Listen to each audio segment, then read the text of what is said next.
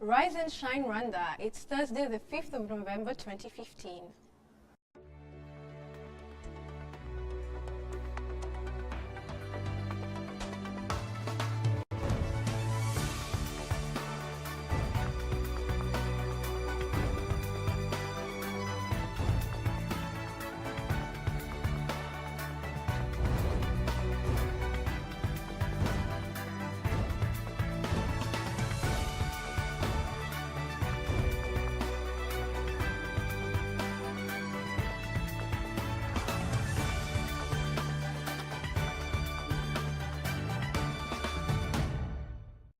Good morning. It's just after 7 o'clock in the morning, and you're watching Rise and Shine Wonder with me, Ivan Magwene. And me, Sherry Uwase. Over the next hour, we'll bring you all the latest news, sports, and business headlines from here in Rwanda and around the world. Sherry, what do you have for us today? Well, to begin with, let me just say that I'm stepping in for Yvette, and let's just hope that I do it the same way she does it, maybe better, but yes, that's what I have for you. I just can't and wait. Lifestyle as well. Of course. What do you have for us, Moses? A lot to talk about. IC Kigali kept the momentum in Azam Rwanda Premier League, and they are now leading on top of the table. And interestingly, Mourinho, with his pleasure in Chelsea, Monaco offered £35 million to place him away from Chelsea, but guess what happened? And again, the Champions League night continued last Tuesday, and teams played, some won, some lost. More to come in details. Well, I can't wait. Well, all that more and still to come, but first, Rise and Shine story of the day.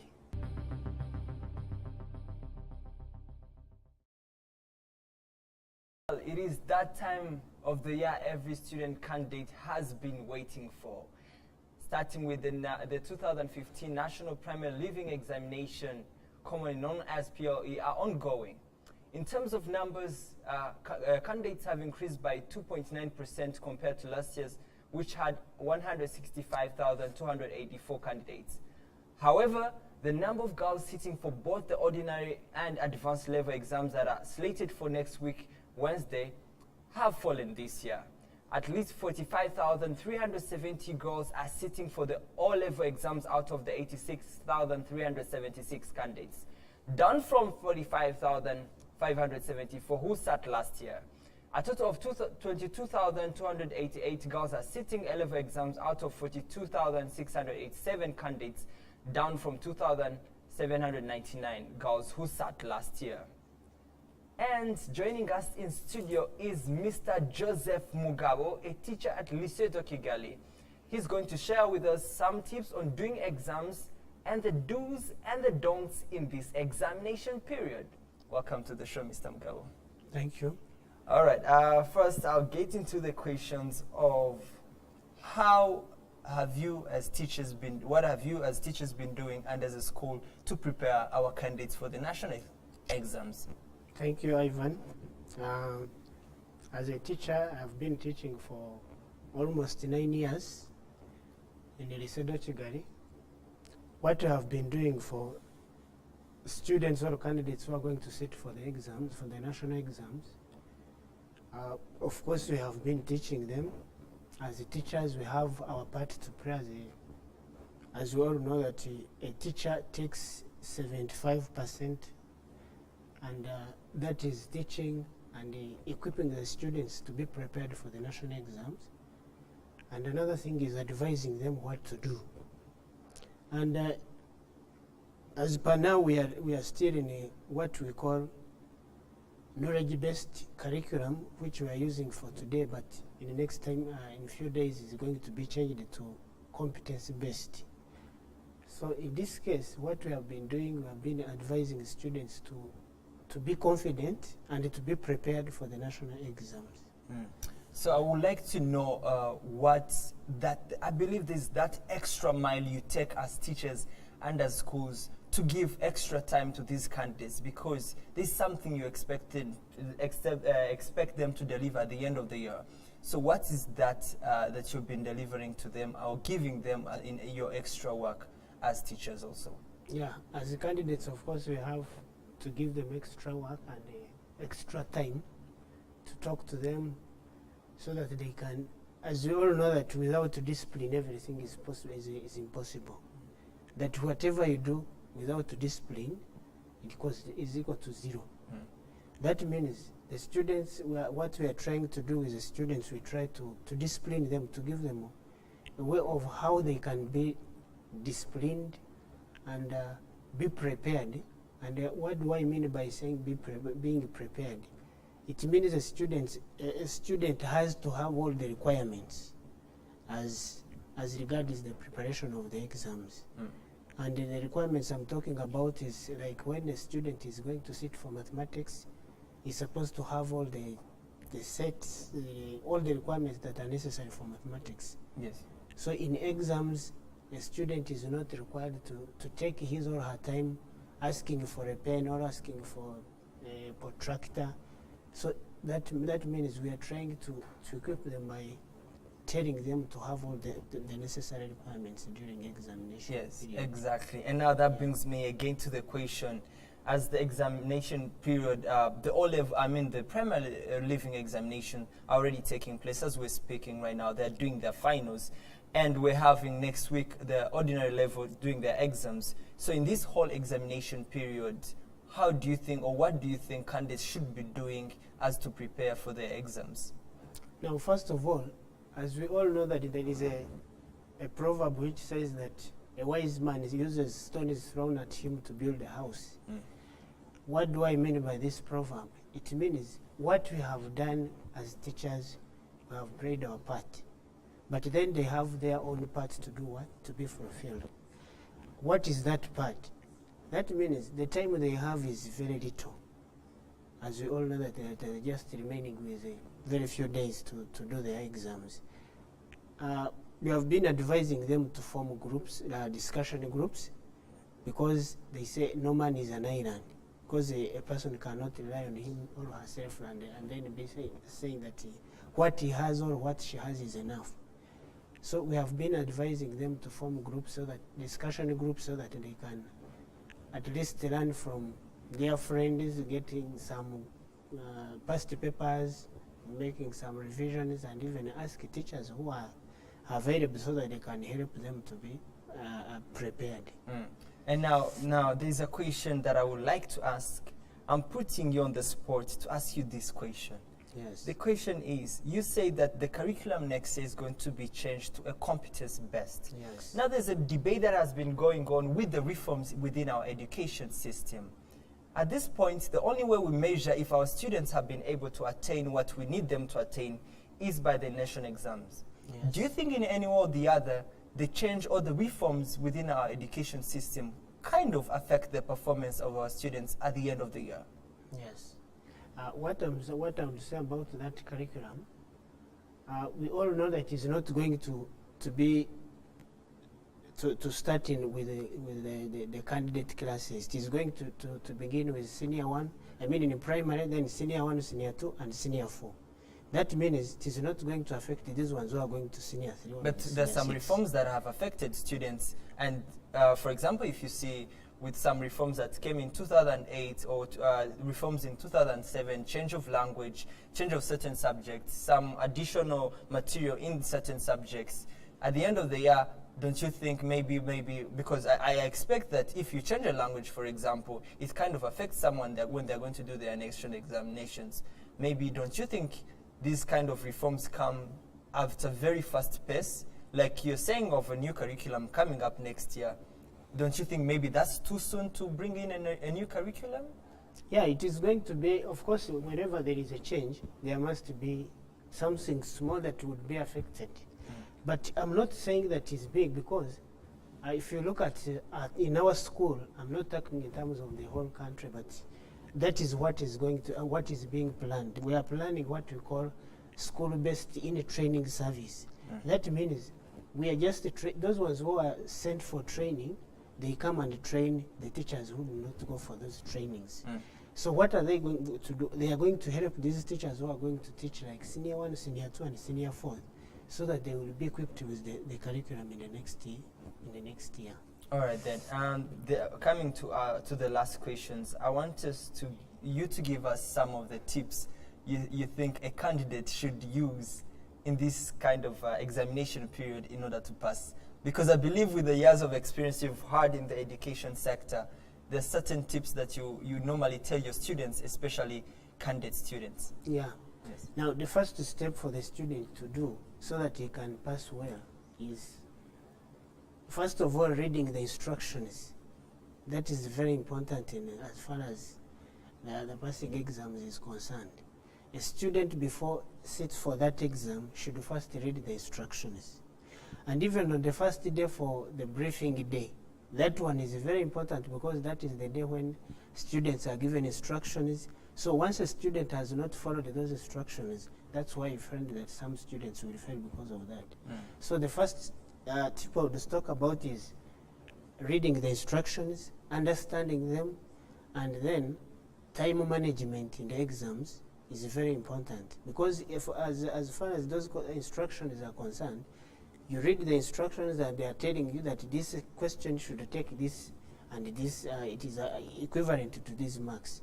So if you are required to do one question and then you do two, that means you have wasted your time, and that time should be given, should have been used for other numbers to be done in that period.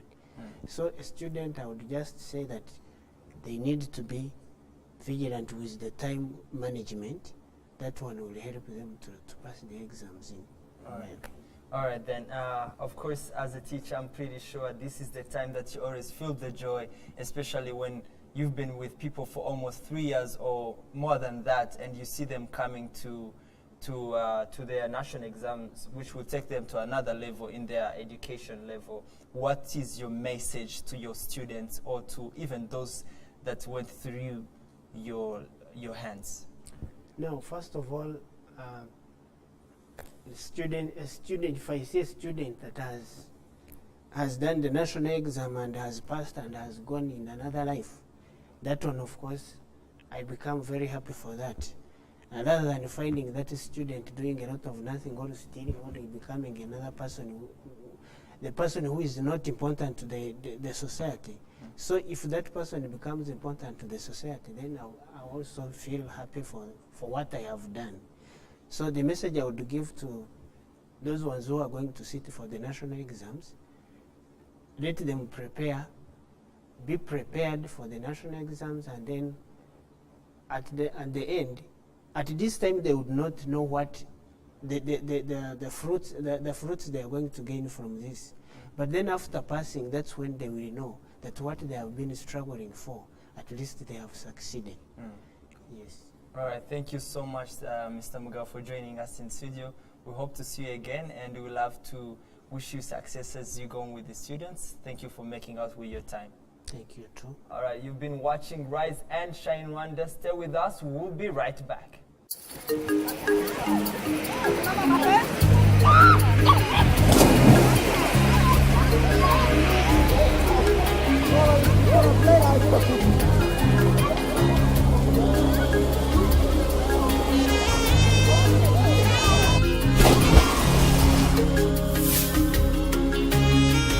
It's unbelievable, but what you see is what you pay.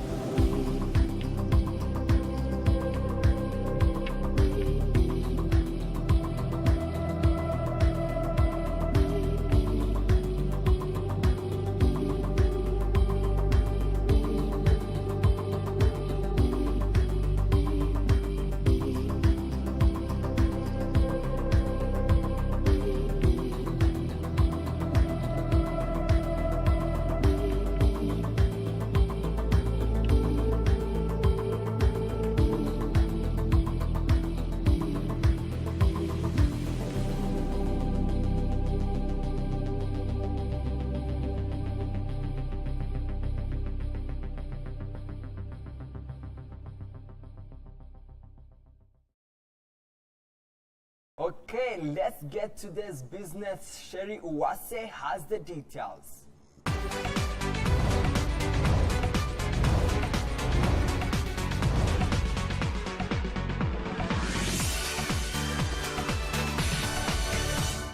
Business stories making headlines today. The International Air Transport Association states that the regional governments and airlines should investigate more in infrastructure development and work towards open sky policies to become competitive. Rafael Kouchi, the ITA Africa chief, also urged airlines to embrace code share agreements, urging that this helps them cut costs and maximize their potential. Kouchi was speaking during the association's annual stakeholders meeting in Kigali recently.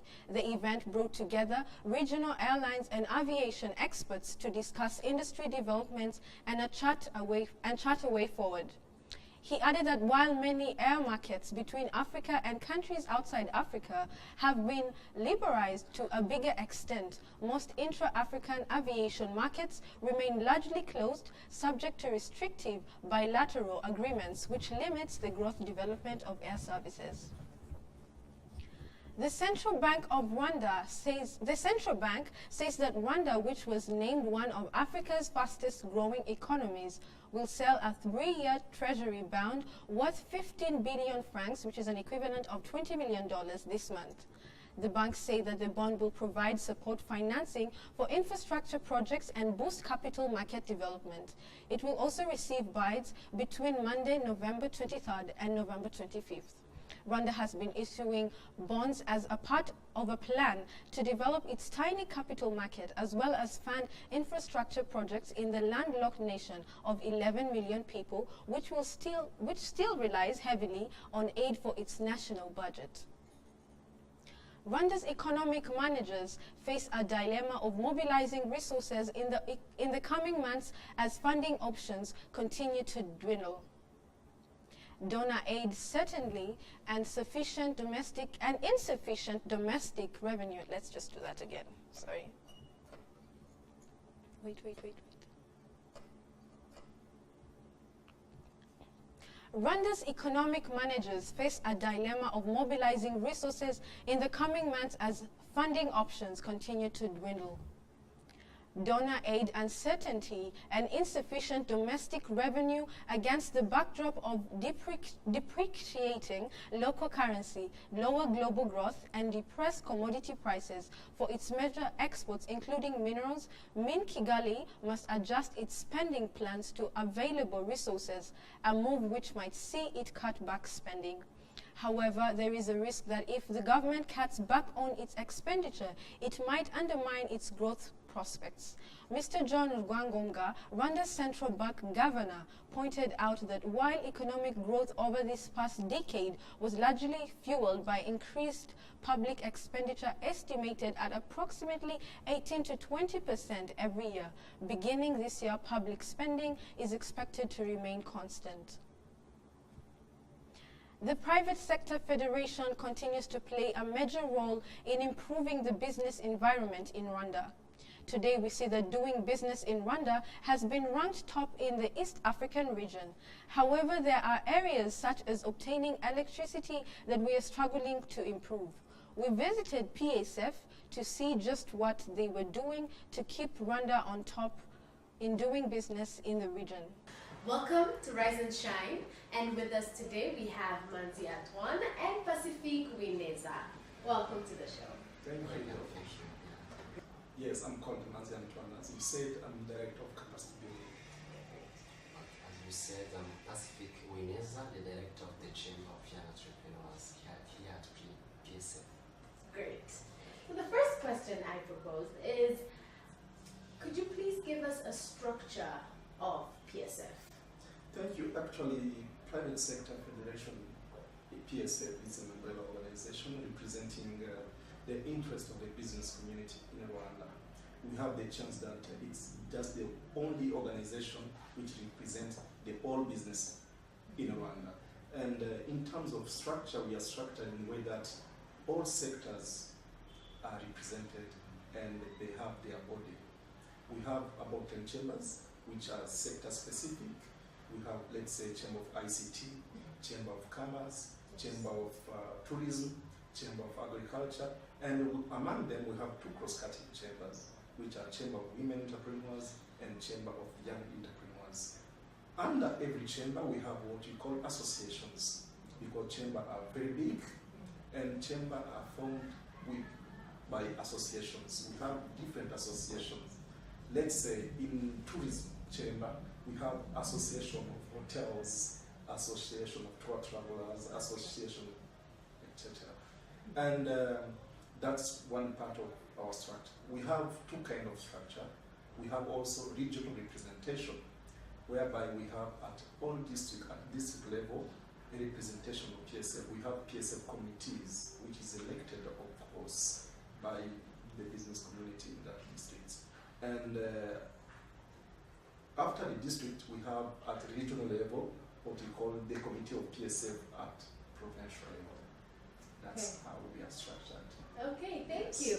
So my second question is, what role does PSF play in sustaining or helping within the business environment? Actually, our mandate is that to improve the business environment. One of our key mission is advocacy, to advocate for policy change, to advocate for a better business environment.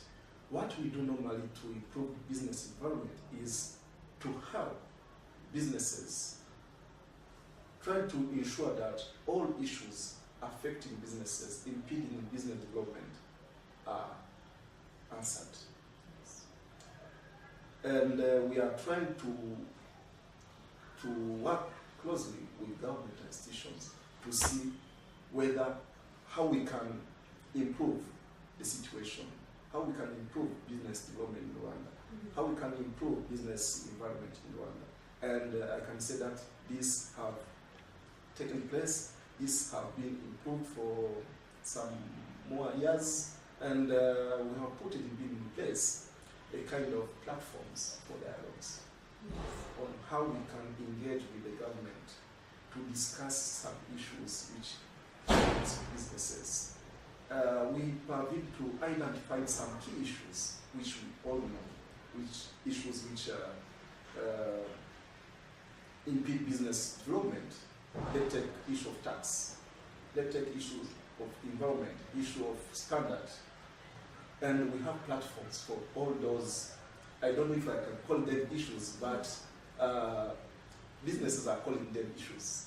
So we put in place platforms, standard issues forum, tax issues forum, environmental issues forum, whereby we do dialogue with government institutions relevant to that specific sector or issue and discuss some issues and how we can deal with the situation. Yes. Yes. Thank you.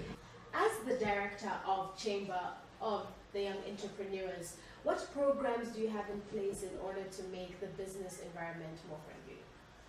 Thanks for the wise questions. First of all, what we have in the press, we have the capacity building, because we have realized that most of our young ready enterprises, they face the issue of skills gap. So with the help of collaborating with different stakeholders, so we try to have like mentorship programs, workshops that enable those young entrepreneurs to improve their businesses, to make them well researched and ready to be founded.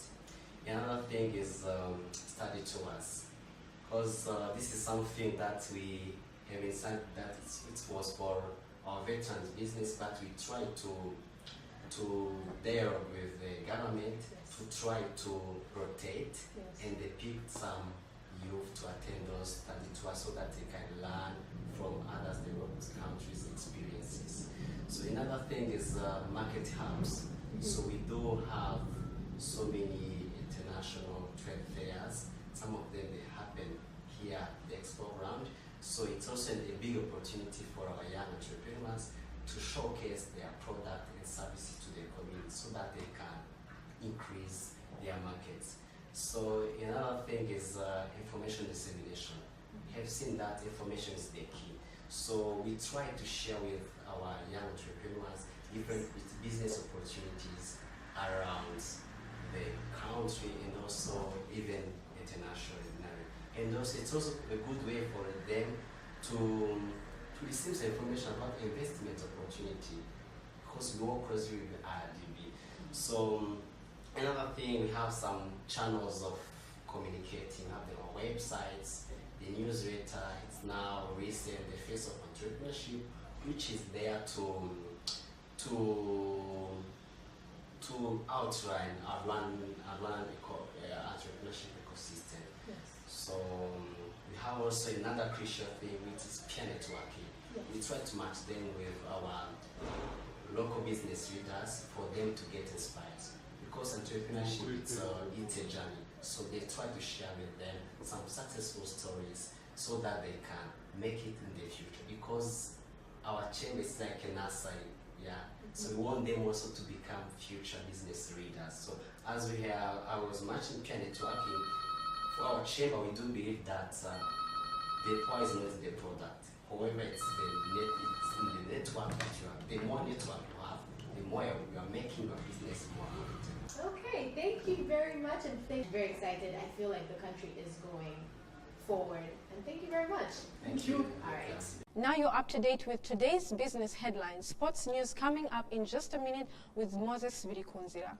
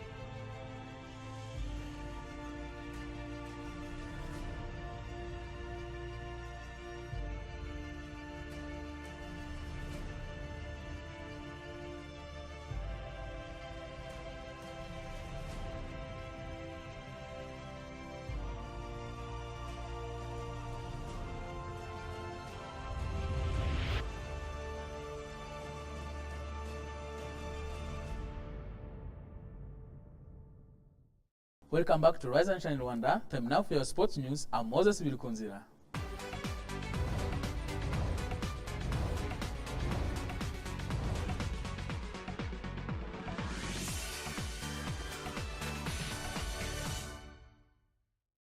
Starting with local football.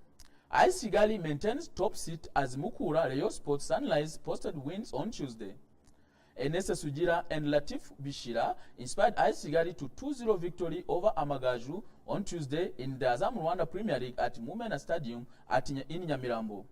Sugira, who netted his 5th goal of the season in 8 games to go top of the goal scorers log, attributed to his feat to his side's teamwork.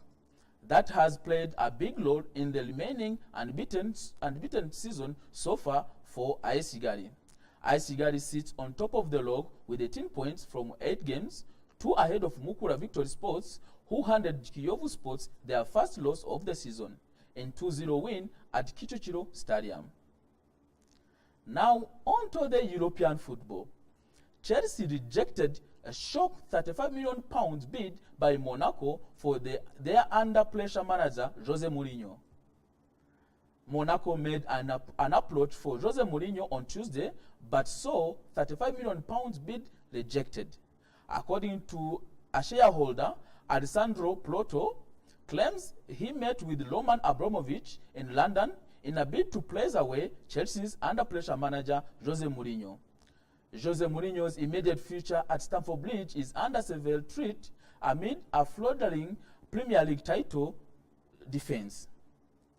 Plotto Enterprises confirmed its authenticity on Tuesday night and alleged Abramovich could be interested in accepting the bid should they double the offer to £71 million. Mourinho's contract ends in the summer of 2019. And the follow-up in UEFA Champions League.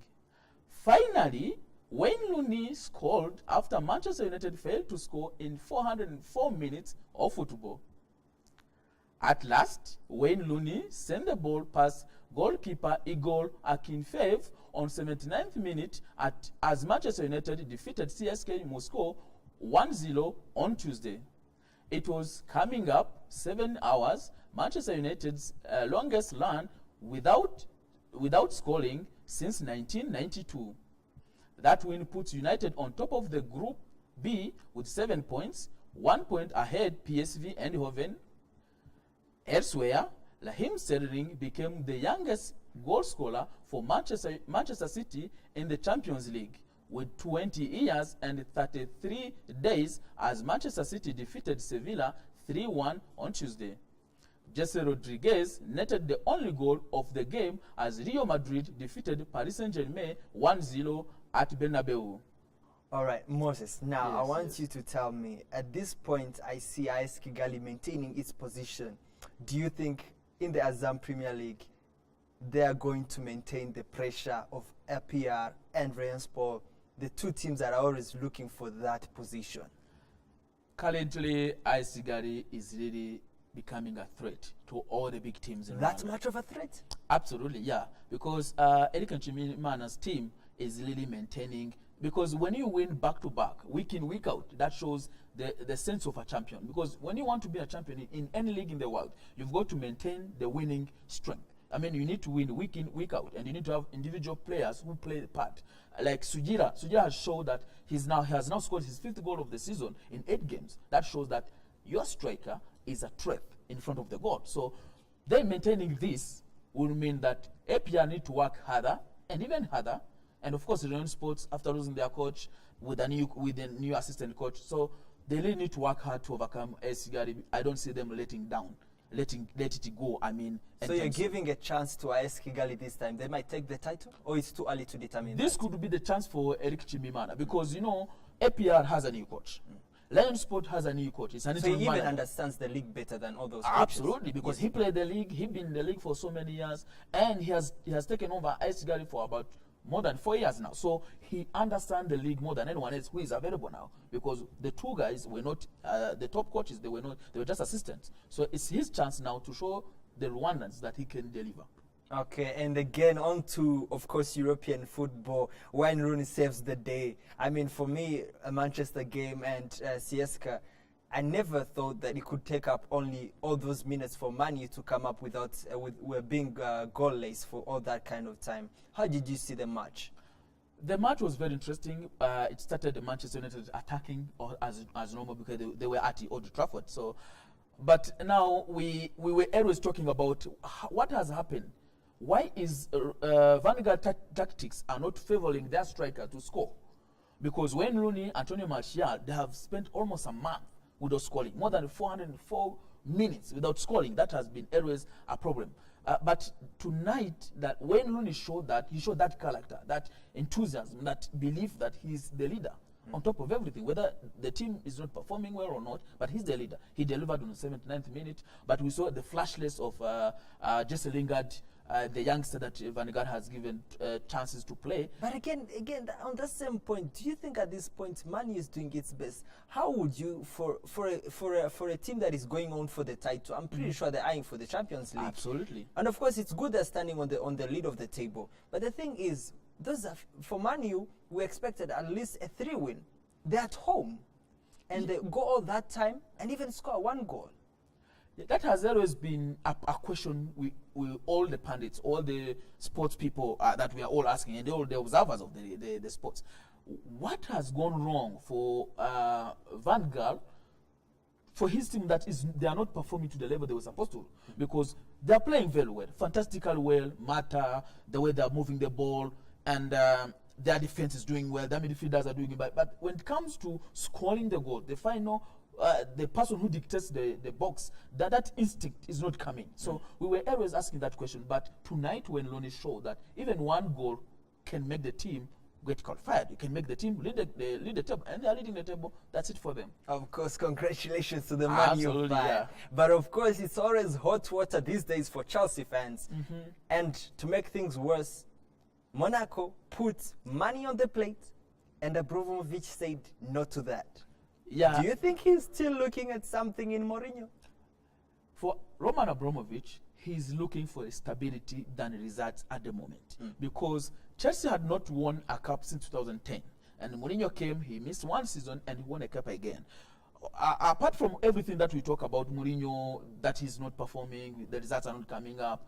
But again, Abramovich is looking to another different direction, because he's looking at as like, I need Mourinho to help the team get stable, because the fact that they are sucking managers season in, season out is not favoring Chelsea to a European stage, and they need a manager who can come up and stable the team, and also help the team to build. They're about to build their own stadiums, I mean, so this should be the time for Abramovich to realize that though Mourinho is not delivering now, but we need him for stability. So That's stability, he's trying to see if he can move on a team like Arsenal does every time. But do you think, because I know Chelsea as a team that is always eyeing for the title, Chelsea fans or the Chelsea rich man, Abramovich, is never looking down on making sure that he's just making a good performance. He's always eyeing for the title. But do you think that's the only stability he wants? Yeah, it looks like, because if it was not stability, Mourinho would have been sacked already. But the fact that Monaco put money on the table, because we were always asking ourselves, what has taken wrong for Mourinho not to be sacked already? We were asking ourselves that probably it's because if he gets sacked, Abramovich would pay him £30 million because of his contract. But the fact that Monaco put 35, that would mean that they're buying the whole contract of Mourinho plus adds on. And Abramovich refused. That means he's looking something else that we, as supporters or anybody else who is looking football, is not aware of. All right, thank you so much, Moses. Okay, then we'll be right back after the break.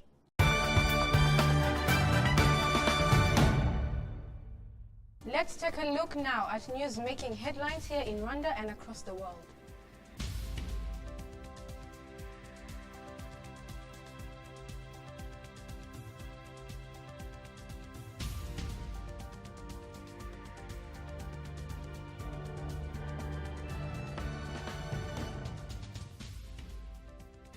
The Senate is discussing the possibility of holding upcoming elections simultaneously to save money as the government presented a new electoral bill.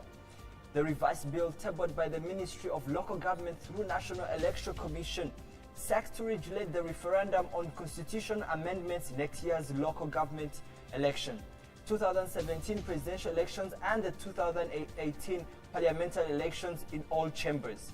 However, members of the Senatorial Standing Committee for Social Affairs, Human Rights and Petitions that are scrutinizing the bill on Monday asked the government to explain modalities of carrying simultaneous elections to save time and money. There has been notable improvement in public finance management over the past 5 years as public institutions are recording clean audit reports, according to Parliamentary Public Accounts Committee. This emerged as the Parliamentary Oversight Committee tabled a consolidated report on implementation of parliamentary resolutions to the executive with respect to findings of the past Auditor General reports since 2009. Submitting the findings, PSC Chairperson Juvenal Husi hailed the remarkable progress in the financial management but pointed out the sluggish recovery process of mismanaged funds and new forms of public embezzlement. And in regional news, Uganda's Electoral Commission approved President Yoweri Museveni's bid to run for another term in office, kicking off campaigning for the presidential elections due in early 2016. The commission also gave the green light to Museveni's early-turned rival, Amama Mbabazi, a former prime minister, to run in the election. Museveni, 71, has been in power since 1986. Opposition leaders had initially planned to challenge Museveni as a coalition, but were unable to unite behind a single candidate. Mbabazi, who was sacked as prime minister in 2014, had originally stood against Museveni as a candidate for the nomination of Uganda's ruling National Resistance Movement, NRM, but will run on an independent candidate. And in international news, voters in the U.S. state of Ohio have rejected proposals to make marijuana legal, according to local media reports. The measure, known as Issue 3, would have amended the state constitution to legalize the personal and medical use of marijuana for anyone over 21. But it was defeated by nearly a 2-to-1 margin, the projection said. Pro-legalization campaigners spent about $12 million in advertising in the run-up to Tuesday's vote. Issue 3 would have granted rights for marijuana to be grown commercially at 10 sites across Ohio, which critics said could have created a monopoly. Okay, lots more still to come. We take a look at what's hot right now in our daily debate section, Hot Topics. We'll be right back.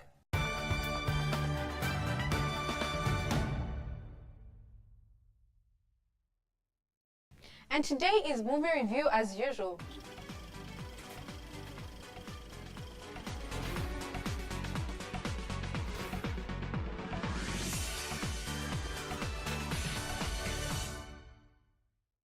And today is movie review as usual. We have Pan, which is showing at the cinema this week. Take a look. Do you like some fun? Yes, please. Welcome, brave heroes of Neverland. You're pirates. Well. I'm not afraid of them. You're welcome. Now, come on. What was that? Something a little higher up on the food chain. Pan. You missed. Only in cinemas. Now, Pan was directed by Joe Wright, and just to give you guys a brief story about what happened in this movie. It's a young boy, his name is Peter, he's acting as Peter, and his mother leaves him at an orphanage in London. Okay. And then eventually he finds a letter that the mother wrote with his, he was with his best friend when they found that letter, and the mother was saying, we'll meet and now or in another world, whatever. Yeah. So it's really a movie to watch, especially that it was acted like in it was acted as if it was World War II, one of those tragic moments, and it's a young boy trying to find his life around such a time. So it's definitely one to watch. So maybe with that, I think when I saw the trailer right now, I was like, okay, is it kind of a scary movie or something? Is it a thriller? What kind of type is it? No, it's not a thriller and it's not a scary movie. It's a true story. It's a true that story. is centered around a war zone kind of environment. Oh, okay. Yes, that's why it's like that. After watching this, I was like, sometimes there are people who could not meet after the war. Right. Like, in Rwanda, so many things happened, and even not in same is our Rwanda, history. things are happening in Burundi and other places. So, but that piece of a paper that the mother left behind, showed a young boy that there's life even when the mother is not available at the time, but they might meet again. Right. And that's a very good thing that the mother did, so that the boy will know that the mother was available and the mother cared about him. Actually loved him. Yes, yes. So it's one that you both have to go and watch. I'm actually going to watch this movie. No, I'm not even kidding, right? Yeah, we should go. Yeah. And now let's move on to our hot topics. But right before we go to that, we have the cult classic, you know. And our cult classic this week is Charlie Angels, which was Charlie Angels is a 2000 American film, which was acted by 3 women. I think you've all watched this movie. Yes, yes. And then this film is based from the late 1970s, which was adapted by screenwriters Ryan Rowell, and unlike other TV series which had dramatic elements, the film featured more comedic elements than seen in the series. Of course, Charlie Angels. I mean, for me, Charlie Angels, I used to watch Charlie Angels, I think from the 2000s, because I'm not gonna lie you, that's when I started watching it. But I mean, it always gave me a version because I used to watch the movie, and then there was also, in my head, I felt like the Charlie Angels could be the Powerpuff Girls. If you watch the Powerpuff Girls. Yeah, right? Yeah, it's very similar. It's very good. I mean, it's 3 ladies that are saving the world, and then they're answering to only one person who's Charlie in the movie.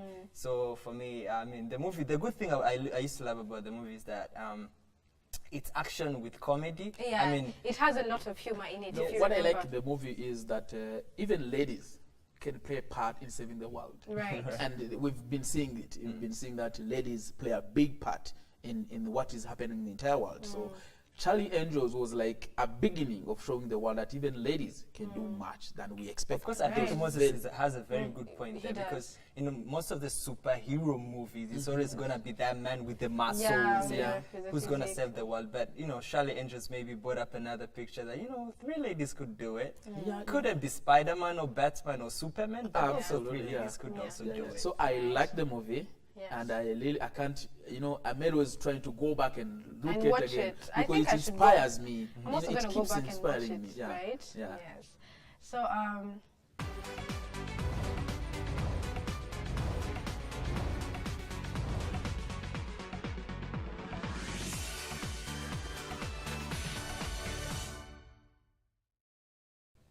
welcome back, and it's that hot topics time again.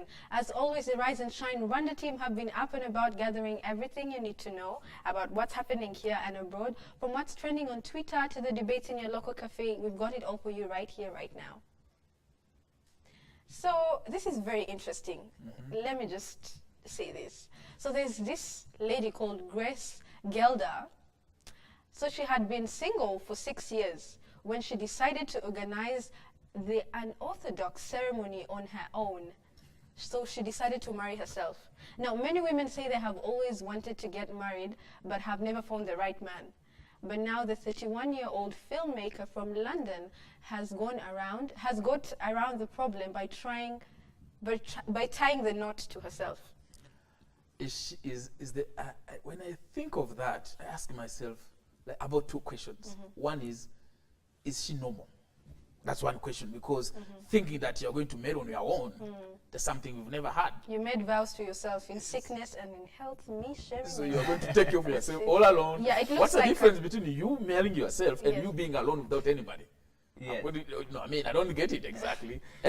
Well, exactly for me, honestly, I feel like this point, have we gone that as human, have we gone that desperate? I don't know the reasons. That's why I'm not going to argue why she did it. She has her own reasons, and I respect her opinions. But then at the end of the day, for me, I feel, of course, marriage is a ceremony that is supposed to be as defined what's marriage between 2 people, and then for me, if she decides to marry herself, that's not even marriage. I don't know if you can call that marriage, because I think it should be a plural word, not her. It should be they. So I don't know about that. If it's gonna be marriage, well, I don't know about it. It's changing. I agree with you, because I mean, I think in the world that we live in right now, everyone is finding just something crazy to do. Now I ask myself, and especially from the West. And I'm not being biased, but it just all I'm comes asking from again that my side. question. You know, now, there's open marriage. I mean, people can marry this gay thing that is happening. Yeah, and there's gay marriages. marriage of, you know, a wife and a man. Difference. Now that one, it's, of course, there's these things that human rights and stuff. Now, how are we going to take that one? Are we going to take, like, now people are allowed that they can marry their own? And I mean, which angle do you think this Now, can be I put don't think it's been legalized in any part of the world because it's something very new. Like, I mean, every government is probably definitely going to be shocked by this. I mean, And we're waiting to see if it's going to be legalized. But I don't think it's got to that extent yet because so far it's just been 2 people this year. okay. I heard of a lady in January who that happened to, and this one is the second one. Yes. And it's just women. Yeah. Not that we're going crazy, but we are going crazy. But that reminds me, even there's a man, when you talk about legal issues, there's a man in the US, he's actually filed a case against the US State Department saying that on the papers, the travel documents, they're supposed to be male or female, right? And he doesn't know, I don't know how they call them, well, they're not really sure about where they belong. They feel some people feel neither male or female. So I don't know, there's a specific term for that, I forgot. But then on the checklist, that's not there. Either you're male, it's either you're male or you're female.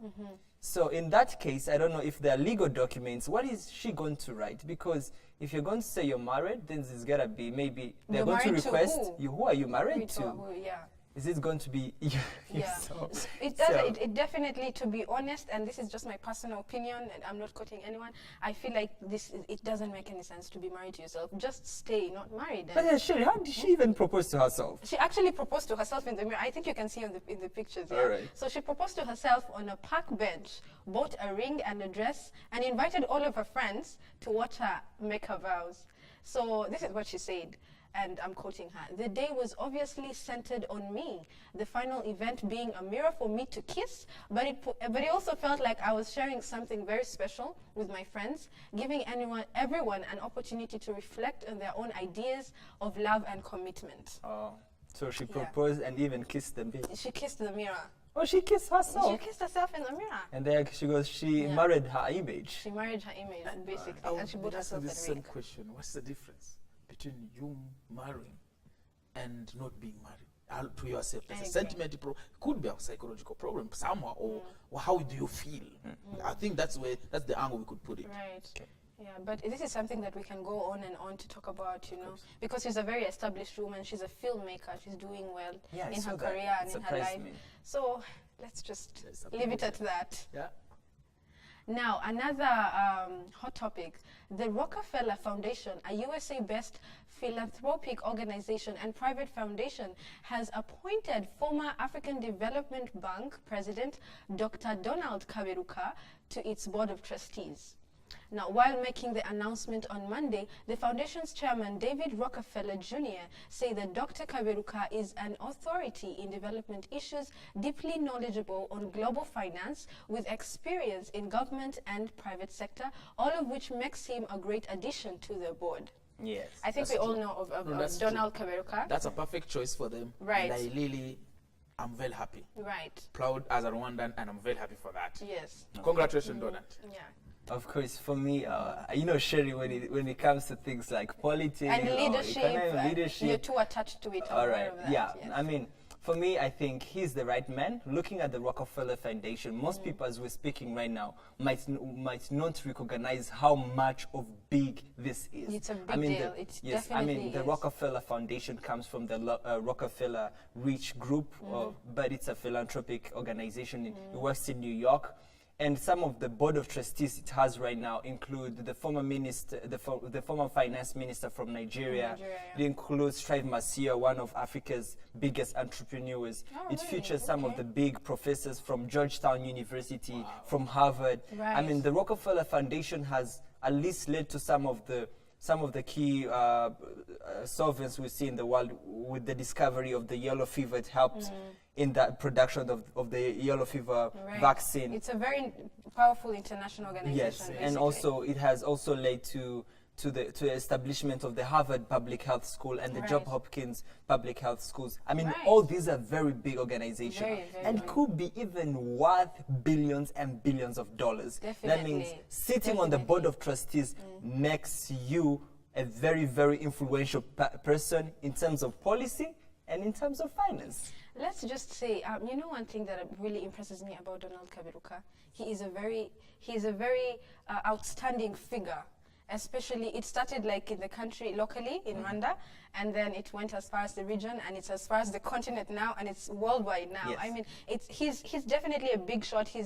he's very influential in leadership in Africa, and now he's gone across the globe. I was very impressed to see him on this board of trustees. Of course, I mean, right now I think he's, at least if you look at Forbes list, Forbes magazine listed him among the most influential Africans on the continent right now. I mean, now he's taken it to the world, so I can't wait for the Forbes next issue to be. Maybe it's going to be one of the 100 most influential people in the world. And he's also a professor at Harvard now, I understand. Yes. So For you finance, can see. right? Probably. Is it finance, or it could be medical, it could be finance, because he's talented in both. Actually, he's very knowledgeable. He's a very knowledgeable gentleman. I mean, he's a very good economist. One thing I know about him, so I'm pretty sure he's going to be working with the Harvard Business School to see. It's in the business. Yes, and he's a very charming figure, very charismatic. So I'm pretty sure he's going to make a good professor too. Yes. He really inspires me, as that Rwandans, we should think big and big, because he showed everybody, every Rwandans, that we can even reach the other side of the world. Right. We can blend in this world as long as we work hard and we are passionate of what we do. Absolutely. And we push it forward. And I'm telling you, this gentleman is really a person to watch. Great. So don't forget, we love to hear your thoughts, comments, and feedback on what we're talking about here on Rise and Shine Rwanda. Tweet us at Rise and Shine RW, like us on Facebook, and send us your ideas for programs. Check out our Rise and Shine Rwanda YouTube page, where you can catch all the shows and the reports we do. Find us on Instagram, Rise and Shine RW. We love to see your pictures. Or check out our Rise and Shine Rwanda website, www.riseandshinerwanda.com. Well, that's all the time we had for you today. We love to hear your feedback, so do let us know if you have any idea for the program. You've been watching Rise and Shine Rwanda with me, Sherry Uwase. And me, Ivan Magweno. We'll be here same time, same place tomorrow. Do join us then. But for now, from the both of us and the rest of the Rise and Shine team, have a very good day. Goodbye. Goodbye. Goodbye.